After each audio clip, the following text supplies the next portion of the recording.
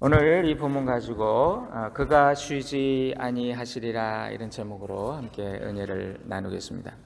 구약 성경에서 이 룻기, 여러분들 잘 아시는 이 룻기는요, 한 개인의 인생이 하나님의 역사와 어떻게 연결이 되어 있는가, 이걸 잘 보여주는 책입니다. 사사시대에 유대 땅에 큰 흉년이 들었어요. 베들레헴 사람 엘리멜렉이라고 하는 사람이 그 아내 나오미와 말론, 기련이라고 하는 두 아들을 데리고 여기서 너무 힘들어서 이제 우리 못 살겠다, 모압 땅으로 이주를 해요. 그런데 거기서 남편이 먼저 세상을 떠납니다.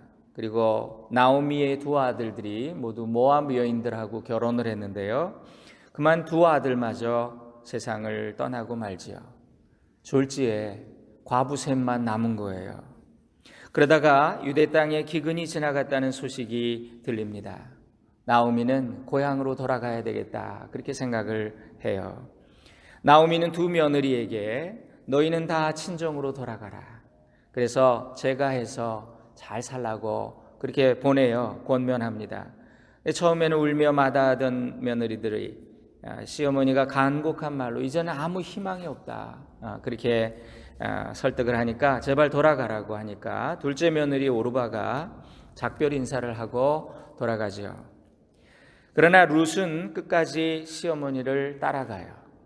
1장 14절 말씀에 보니까요, 그들이 소리를 높여 다시 울더니 오르바는 그의 시어머니에게 입맞추되 룻은 그를 붙쫓았더라 그랬어요. 영어 성경을 보니까 Ruth clung to her 이렇게 돼 있어요. 클링이라는 말이 이렇게 붙어 있는 거잖아요. 꼭 붙어 있는 거잖아요. 다시 한번 돌아가라고 재촉하는 시어머니한테 룻은 이렇게 대답을 하죠. 1장 16절부터 나오는데요, 룻이 이르되 내게 어머니를 떠나며 어머니를 따르지 말고 돌아가라 강권하지 마옵소서. 어머니께서 가시는 곳에 나도 가고 어머니께서 머무시는 곳에 나도 머물겠나이다. 어머니의 백성이 나의 백성이 되고 어머니의 하나님이 나의 하나님이 되실 것입니다. 어머니께서 죽으시는 곳에서 나도 죽어 거기 묻힐 것입니다. 만일 내가 죽는 일 이외에 어머니를 떠난다면 하나님이 내게 벌을 내리시고 더 내리시기를 원합니다. 이렇게 말을 하는 거예요. 그러니까 며느리가 그렇게 말하니까 이제 뭐 더 말할 게 없으니까 데리고 가요. 근데 우리가 이 룻기 읽을 때 룻을 참 효부다, 이렇게 효부라고만 생각하는 그런 경향이 있어요. 그래서 이 룻기 설교가 어버이 주일에 아주 단골 주제 설교입니다. 과부 시어머니를 잘 모신 이 과부 며느리가 복을 받았네, 뭐 이런 식이에요. 그러나 여기는 더 큰 의미가 있어요. 룻이 무슨 조선시대 여자도 아니고 효도하려고 뭐 이렇게 시어머니 어머니를 따라갔다, 이거 설득력이 떨어져요. 룻이 어머니 나오미를 따라서 고향까지 갔던 거는요, 베들레헴으로 왔던 거는요, 신앙적인 결단으로 봐야죠. 여기 본문에도 이 성경 말씀에도 나오는 것이 어머니의 백성이 나의 백성이 되고 어머니의 하나님이 나의 하나님이 되실 것입니다, 이렇게 말하죠. 룻은 시어머니를 선택하기 전에 유대 민족을 선택했어요. 그리고 그들의 하나님을 먼저 선택한 거죠. 1장 15절에 보면 나오미가 이르되 내 동서는 그 백성들과 그의 신들에게로 돌아갔나니 너도 돌아가라 그래요. 그러니까 그 고향으로 돌아가는 것은 그 백성에게로 돌아가는 거고 그 신들에게로 돌아가는 거예요. 고향 모압으로 돌아가는 건 그들의 이방신 그모스에게로 돌아가는 거예요. 룻은 자기는 그럴 수 없다고 대답한 거죠. 내가 이 집에 시집 와서 하나님 만났습니다.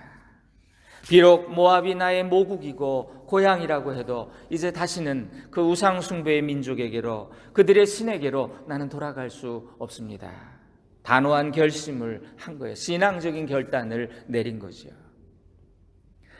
자, 이렇게 나오미는 룻과 함께 고향으로 돌아왔어요.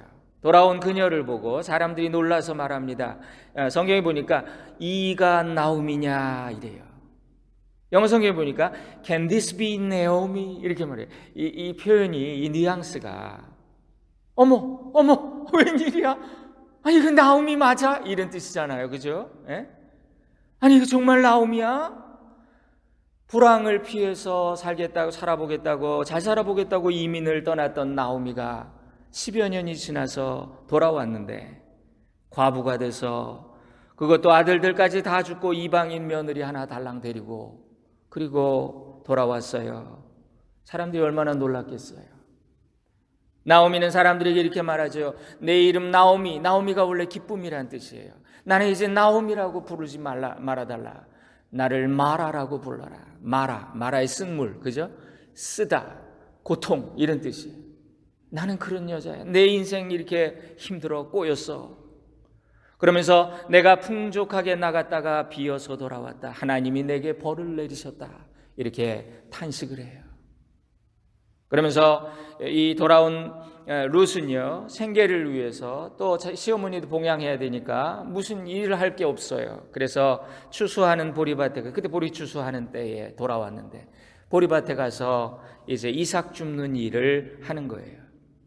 그런데 그렇게 이삭을 줍다가 이 룻이 우연히 그 가정의 친족이면서 그 지역의 유지였던 보아스라고 하는 사람의 밭으로 들어가게 됩니다. 2장 3절에 나오는데요.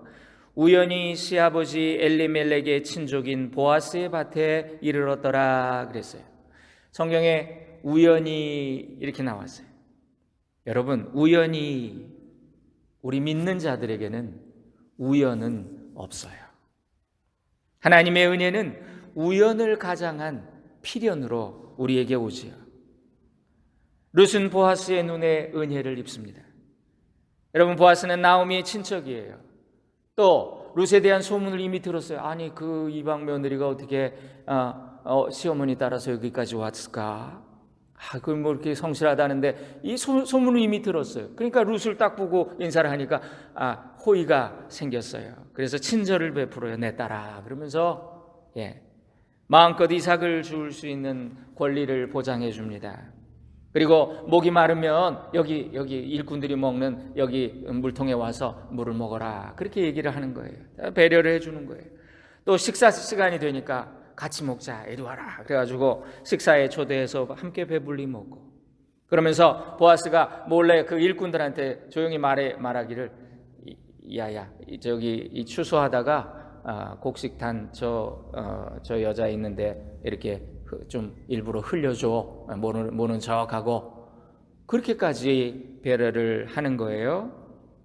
그러니까 황송한 룻이 이렇게 고백을 합니다. 2장 13절인데요. 내 주여 내가 당신께 은혜 입기를 원하나이다.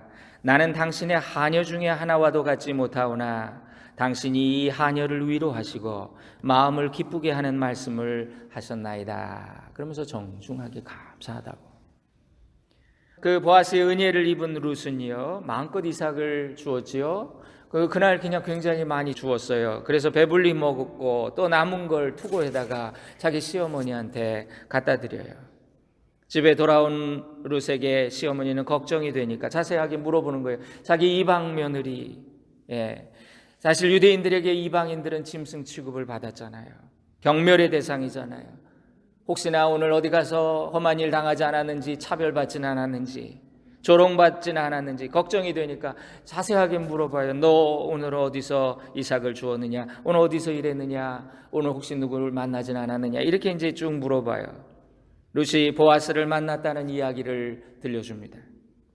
보아스에 대한 평판을 이미 아는 나오미는 야, 너 참 좋은 사람 만나. 어떻게 그 밭으로 그렇게 가게 됐어? 그건 우연이 아니었어요. 여러분, 그의 눈에 은총을 입었다고 보아스를 축복합니다. 2장 20절에 나오미가 이렇게 말해요. 자기 며느리에게 이르되 그가 여호와로부터 복받기를 원하노라. 그가 살아있는 자와 죽은 자에게 은혜 베풀기를 그치지 아니하도다 하고, 또 나오미가 그에게 이르되 그 사람은 우리와 가까우니 우리 기업을 물을 자 중에 하나이니라 하니라. 이렇게 말을 합니다. 이 보아스는 사람들에게 은혜를 베푸는 사람이었대요. 문득 나오미가 가만히 생각해 보니까 보아스가 자기의 친족이거든요. 그리고 몰락한 자기 가문을 다시 세워줄 수 있는 후원자, 기업 물을 자라고 하죠. 기업 물을 자가 될 사람, 그 대상 중에 하나라는 사실이 딱 깨달아진 거예요. 이 기업을 물을 자라는 이 말은요, 히브리어로 고엘이라고 말하는데요, 영어로는 kinsman, redeemer, 대속자, 구원자 이런 뜻이에요. 이 기업을 물은다고 하는 것은 무슨 뜻이냐면, 쉽게 설명하면 재력이나 능력이 있는 사람이 하나님께서 율법을 통해 부여해 주신 그 사람들에게 주신 권리이자 책임인 거예요. 그래서 하나님이 예를 들면 이제 여기 이 나오미와 룻처럼 그 당시에는 남자들이 경제 활동을 하니까 남자들이 다 죽은 집안에 그러면 이제 빚을 지지요. 생활하기 위해서 빚을 지다가 조상 대대로 물려받은 땅을 팔아야 되는 상황이 돼요. 그러면 하나님 토지는 내 것이다 그래가지고 하나님 땅은 팔지 못하게 하셨거든요. 그러니까 그런 위기에 법이 있는데 그게 뭐냐면은 가까운 친족 중에 경제력이 있고 그런 사람이 그 밭을 자기가 대신 사서 돌려주는 거예요. 그 집에다가. 그러니까 그 땅을 팔지 않도록 그렇게 해주는 거죠. 후견인. 그리고 이 후견인은요, 때로 상대방이 자식이 없이 그냥 죽어서 대가 끊기게 됐어요. 그러면 그 미망인과 결혼을 해서 그 아들들 중에 하나를 그 망자의 족보에 올려주는 거예요. 그래서 대가 끊어지지 않게 해주는 그런 거예요. 그런 역할도 했어요. 그러니까 이런 역할을 하려면 조건이 있어야죠. 뭐예요? 조건이 재력이 있어야 돼요. 그리고 또 하나는 그 망자의 가정에 대한 애정이 있는 사람이어야 돼요.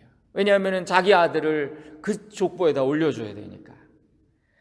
그런데 나오미는 룻을 보아스와 만나게 하신 하나님의 뜻을 묻는 거지요. 그리고 기도했겠지요.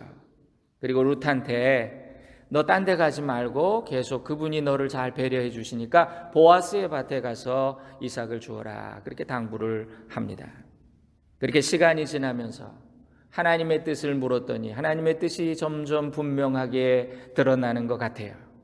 여러분, 우리가 하나님의 뜻을 알기가 참 어렵죠. 목사님, 하나님 뜻대로 하려면 어떻게 해야 되나요? 하나님 말씀 안 하시잖아요.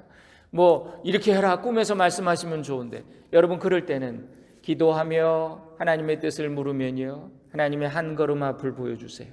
거기 가보면 또 무슨 일이 되어 있고 이렇게 인도하시다가 하나님이 이 길로 가라고 하시나 보다 확신을 주시는 순간이 있어요. 그때 행하면 돼요.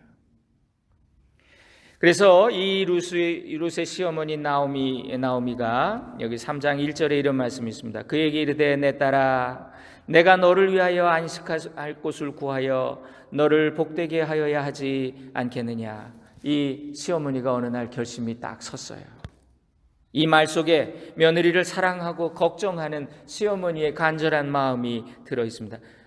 저 젊은 것이 저렇게 과부로 늙어야 되나. 며느리 룻을 내 딸아 이렇게 불러요. 내가 너를 시집 보내고 싶다. 너를 복되게 하고 싶다. 그렇게 얘기를 하는 거예요. 그러면서 나오미가 룻을 보아스와 재혼시키려는 그런 의사를 전달을 합니다. 그 당시에는 보리나 밀을 타작하는 그런 굉장히 큰 축제지요. 추수철에 주인이 직접 와서 그 일꾼들을 독려하고 격려하고, 그리고 타작마당에서 잔치도 베풀어주고, 그리고 그 볕단 옆에서 이렇게 자기도 하는 그런 풍습이 있었답니다. 나오미는 룻에게 오늘 타작마당에 단장을 하고 들어가라. 밤에 몰래 보아스가 거기서 잘 텐데 너는 그의 발밑에 이불을 들고 거기에 누워라. 그러면 보아스가 너가 어떻게 행동해야 될 거를 가르쳐 줄 거다. 나오미는 보아스가 사려 깊은 사람이고 지금 이 상황을 잘 이해하고 있다는 걸 알았어요. 그래서 룻으로 하여금 보아스에게 먼저 청혼의 의사를 전하게 한 거지요. 그리고 기업을 물러줄 가문의 후원자 역할, 고엘의 역할을 해달라고 그렇게 부탁을 하게 하는 거예요. 자, 룻의 입장에서 보면 이거 좀 수치스러울 수도 있고요, 그죠? 그런데 자기는 이 지역의 문화에도 익숙하지 않고 아무것도 몰라요. 그러나 어머니가 저렇게까지 말씀하시는 걸 보면 어머니의 계획은 나쁜 의도가 아니고 오히려 그 속에 사랑과 진심이 느껴져요. 그래서 룻은 자신의 판단과 염려를 내려놓고 믿음으로 순종하려고 합니다. 그래서 3장 5절에 보니까 이런 말씀이 있어요. 룻이 시어머니에게 이르되 어머니의 말씀대로 내가 다 행하리이다. 룻은 시어머니 말씀을 다 순종하고 그 말씀대로 행합니다. 여러분, 성경은 우리에게 말씀해요. 우리에게 명령해요. 자녀들아, 주 안에서 부모에게 순종하라. 여러분, 우리 그리스도인들은 부모에게 순종할 의무가 있어요. 그런데 주 안에서 하나님의 뜻을 이루는 일에 순종해야 합니다. 이 중요한 말씀은 주 안에서예요. 주 안에서. 교회 가지 말라. 부모님 순종해야죠. 너 이거 왜 나쁜 짓 해? 뭐 이렇게 속이는 일을 그거 할 수도 있지. 그런 건 순종하지 말라는 거예요. 주 안에서 우리는 부모님의 신앙적인 권면에 순종해야 돼요. 하나님이 우리에게 아무리 좋은 걸 주시려고 아무리 선한 뜻을 이루고자 그렇게 계획을 가지고 계셔도 우리가 순종하지 않고 우리가 거부하면, 우리가 믿음이 없어서 주저앉아 버린다면 하나님도 어쩌실 수가 없어요. 하나님은 우리를 명령에 복종하는 프로그램대로 움직이는 로봇으로 만드시지 않았기 때문이에요. 그래서 이 순종은 하나님과 협력하는 길이에요. 또 하나님의 뜻을 이루는 도구가 순종이에요. 순종이 있을 때 우리는 비로소 하나님이 정하신 복된 길로 들어설 수 있는 거지요. 자, 이 나오미는 가문의 의무와 권리를 이행해야 하는 기업 물을 자, 그 고엘이라고 하는 그 역할을 잘 알고 있었어요. 그리고 보니까 그 적격자가 보아스예요. 보아스의 인격과 평판에 대해서도 잘 알고 있어요. 또 그가 유력자이고 그는 능력이 있는 사람이에요. 하나님이 그를 통해 이루실 일을 기대하는 믿음이 나오미에게 생겼습니다. 그리고 모든 상황이 우연처럼 보이는데 이게 필연처럼 딱딱 맞아 떨어져 가는 거예요. 이 상황에서 나오미의 확신이 점점 더 굳어집니다. 그리고 결국 룻으로 하여금 먼저 청혼하게 하고요, 그 공을 보아스에게 넘기는 것이요. 자, 밤에 이렇게 가서 시어머니가 시키는 대로 했어요. 그랬더니 추수단 사이에서 자고 있던 보아스가 밤에 뒤척이다가 발에 뭐가 걸려서 깜짝 놀라서 깼는데 룻을 보고 놀라서 물어요. 너는 누구냐? 그랬더니 나는 당신의 여종 룻입니다. 당신의 옷자락을 펴 당신의 여종을 덮으소서. 그렇게 말해요. 참 아름다운 청혼이지요. 당신만이 우리의 잃어버린 기업을 되돌려줄 능력이 있는 분입니다. 소녀를 거두어 주십시오. 이렇게 부탁을 하는 거예요. 이 말을 들은 보아스가 놀라면서 또 감동하지요. 아마 보아스가 룻에게 호감이 있었을 수도 있어요. 그러나 그는 나이가 많은 사람입니다. 그리고 이제 룻은 젊은 여자예요. 자신이 욕심을 부렸다고 느꼈을 수도 있겠지요. 또 룻에게 섣불리 함부로 했다가 잘못 접근했다가 사회적인 지탄의 대상이 될 수도 있기 때문에 조심하는 마음이 있었을 거예요. 그런데 지금 룻이 정식으로 청혼을 합니다. 자신과 가문의 후견인이 되어주기를 청하는 거예요. 보아스가 감동을 받아요. 네가 어찌 젊은 자를 택하지 않고 믿음과 순종으로 나에게 청혼하느냐. 그거에 대해서 감동한 거지요. 보아스는 룻을 여호와의 이름으로 축복합니다. 3장 11절에 나오는데요. 이제 내 딸아 두려워하지 말라. 내가 네 말대로 내게 다 행하리라. 내가 현숙한 여자인 줄을 나의 성읍 백성들이 다 아느니라. 이렇게 말해요. 보아스가 망설임이 없이 그것을 받아들이고 이제 이 일을 합법적으로 또 적극적으로 내가 내 책임을 이행할 텐데 이게 하나님 앞에서나 사람들 앞에서 부끄러움이 없어야 되니까 절차가 있다. 그래서 모든 과정을 분명하고 깨끗하게 처리하기 위해서 기다려달라고 그렇게 얘기해요. 보아스는 자기보다 더 가까운 친족이 있다는 걸 알았어요. 그 사람을 무시하고 이 일을 진행했다가 낭패를 볼 수도 있어요. 그래서 보아스는 그 사람과 먼저 해결을 해야 되겠다. 보아스는 룻과 나오미 가정의 기업을 물을 후원자가 되기 위해 최선을 다해요. 주도 면밀하게. 그는 이 일을 사력 있고 지혜롭게 진행해 갑니다.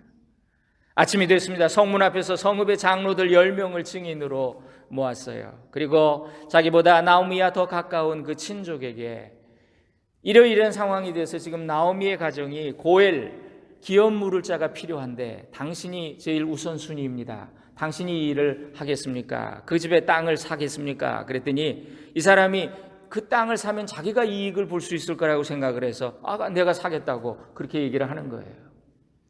그런데 설명을 다 듣고 보니까 이게 자기한테 손해가 될 것 같아요. 그 집안 과부들하고도 결혼도 해야 되고 그 사람들 책임도 져줘야 된다고 그런 얘기를 하니까 그래서 나는 좀 골치 아플 것 같은데 나는 내 권리를 포기할 테니까 당신이 알아서 하시오. 그때 보아스가 장로들과 백성 앞에서 그러면 다음 차례는 나입니다. 내가 그 집의 후원자가 되겠습니다. 그리고 말론의 미망인 룻을 아내로 맞아 그 기업을 이어주겠습니다. 이렇게 선언을 해요. 백성들과 장로들이 참 어려운 결심하셨네요. 잘하셨네요. 그러면서 축복을 합니다. 이렇게 룻과 보아스는 결혼을 하게 되고 하나님의 은혜로 아들을 낳게 됩니다.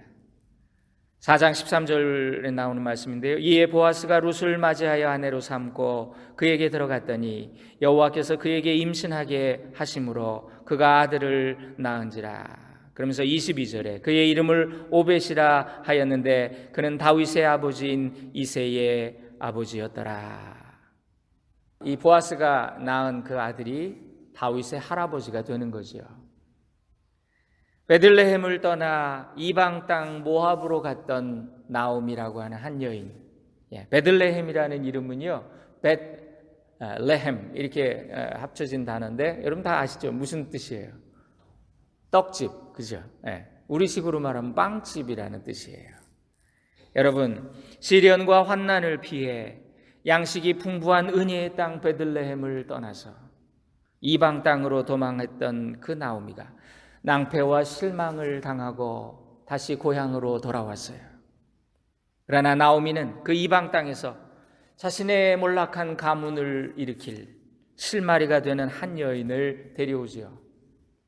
나오미를 따라 어머니의 백성이 나의 백성이 되고 어머니의 하나님이 나의 하나님이 되실 거라고 고백했던 그런 믿음의 고백을 하며 따라온 며느리, 이 모압 여인 룻의 이야기는 여러분 인류를 향한 하나님의 구원의 역사, 그걸 구속사라고 말합니다. 그걸 요약해서 말해주는 아름다운 이야기예요.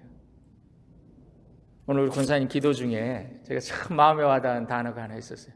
Providential Guidance. 여러분 하나님의 섭리의 인도하심. 룻은 모압 여자예요. 모압은 여러분 성경에서 모압은요 특별히 저주받은 민족이에요.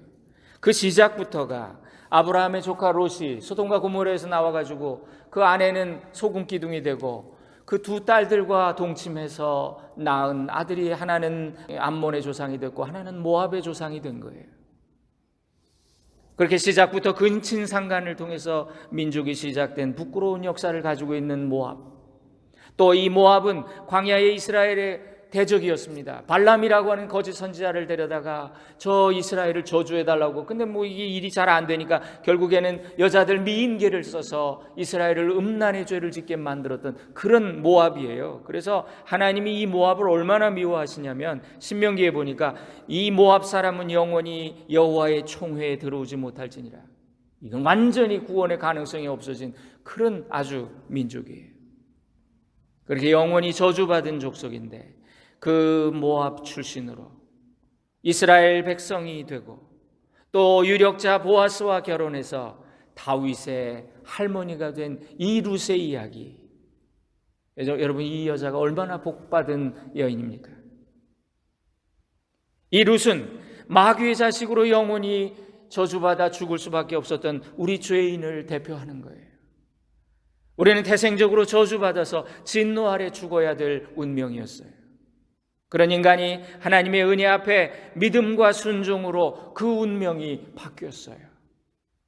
어머니 하나님이 나의 하나님이 되고 어머니의 백성이 나의 백성이 될 거라고 그렇게 고백한 룻의 신앙과 그리고 또 어머니가 시키시는 대로 그 명대로 내가 다 순종하겠나이다.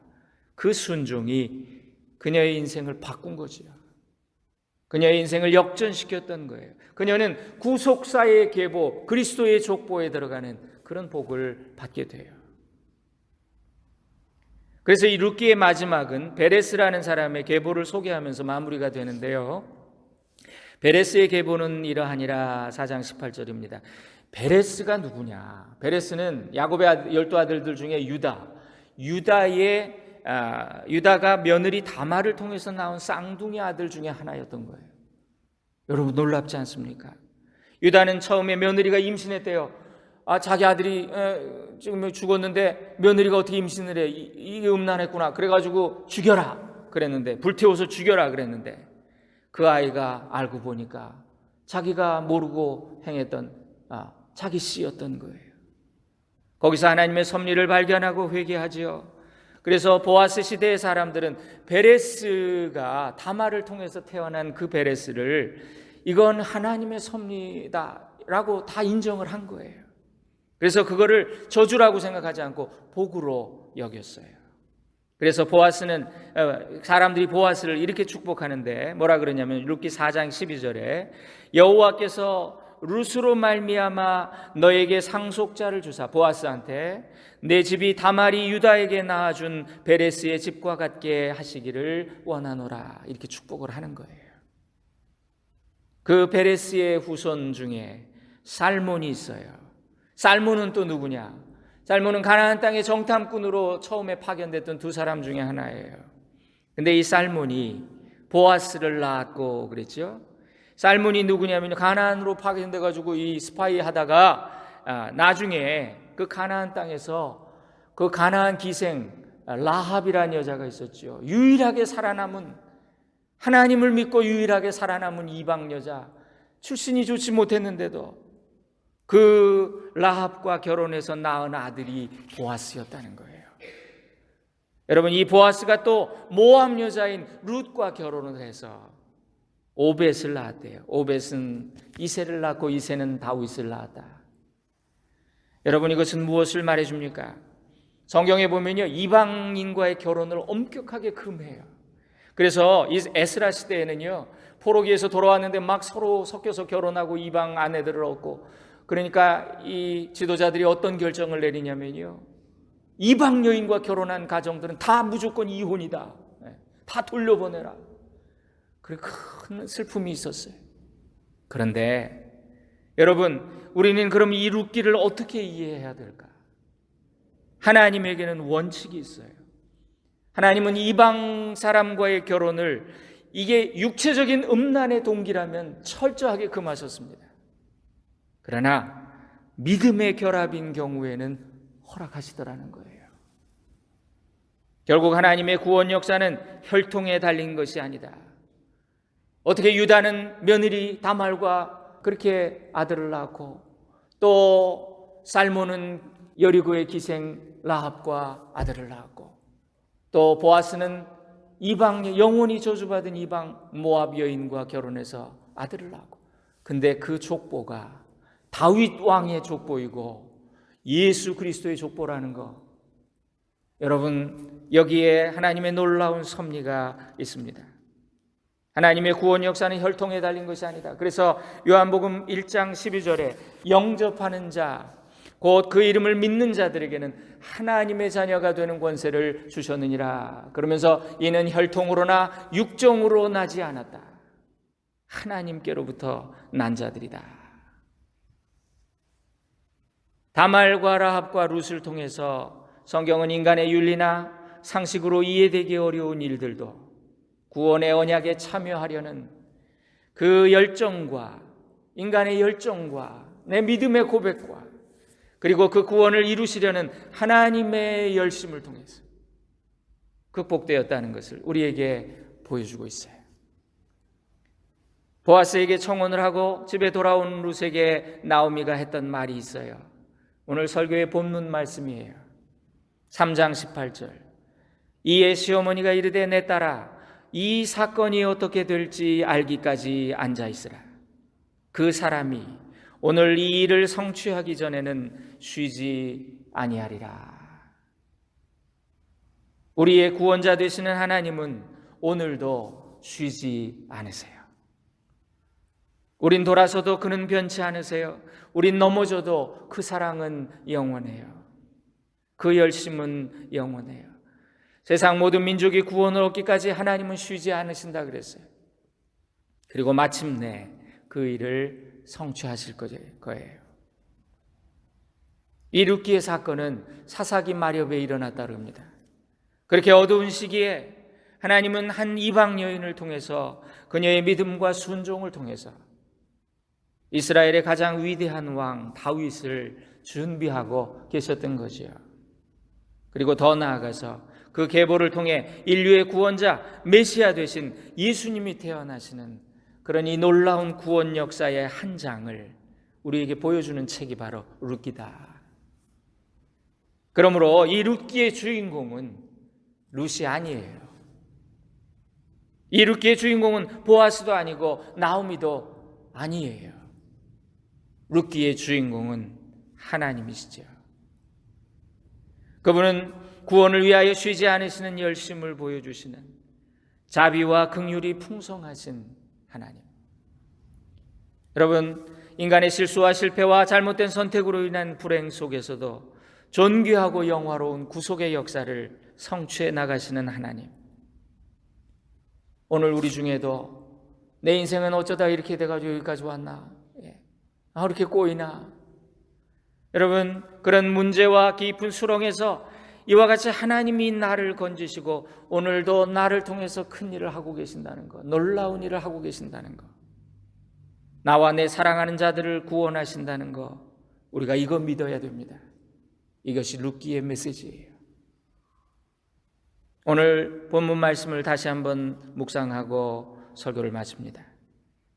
그가 오늘 이 일을 성취하기 전에는 쉬지 아니하시리라. 아멘. 기도하겠습니다. 세상 모든 민족이 구원을 얻기까지 하나님은 쉬지 않으시는 분이십니다. 그리고 마침내 그 일을 성취하실 분이십니다. 인간의 실수와 실패와 잘못된 선택으로 인한 불행 속에서도 존귀하고 영화로운 구속의 역사를 주님 계속해서 성취해 나가고 계심을 저희들이 믿습니다. 지난 45년 동안 우리 교회와 함께 하신 하나님, 오늘 우리를 통해서도 주님의 뜻을 온전히 이루어 주옵소서. 예수님의 이름으로 기도 올립니다. 아멘.